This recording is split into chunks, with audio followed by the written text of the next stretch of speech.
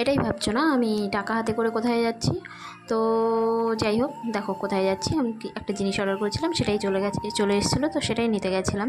তো এখানে চলে এসেছি, তো আমার কাছে কিছু খরচা পয়সা ছিল। তো উনি বলছে এগুলো কোথা থেকে এনেছো, এগুলো কী?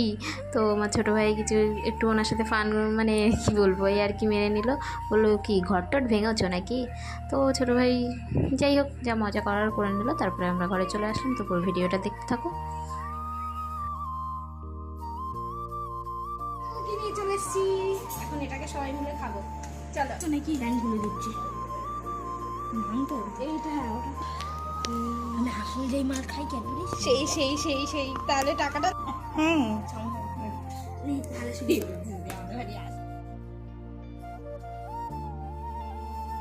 খাচ্ছি। ব্যাপারটা এটা নয়, আসলে ওগুলো বার করতে হবে, আবার ধুতে হবে, ওই জন্য কাচের বল বার করে দিই। এটাকেই কাজ চালিয়ে নিচ্ছি, কেউ কিছু মনে করবে না।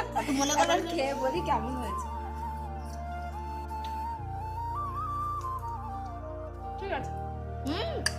ডাক্তার তো যাই হোক, দুপুরে তো আইসক্রিম খাওয়া হয়ে গেল। তারপর বিকালে দেখো ওয়েদারটা এমন যেন মনে হচ্ছে বৃষ্টি আসবে। তো তখন আমি একটু চা বসিয়ে দিলাম। তো বলতে বলতে বৃষ্টি চলেও আসলো, আর চায়ের ফিল নিলাম। তো তারপরে তার কিছুক্ষণ বাদে, মানে সন্ধ্যা বলতে 7টা সাড়ে 7টা হবে আর কি, তখন একটু দই লস্যি খেতে ইচ্ছে হলো, তো বানিয়ে খেয়ে নিলাম। তো আজকে এই পর্যন্ত আমার ভিডিওটা।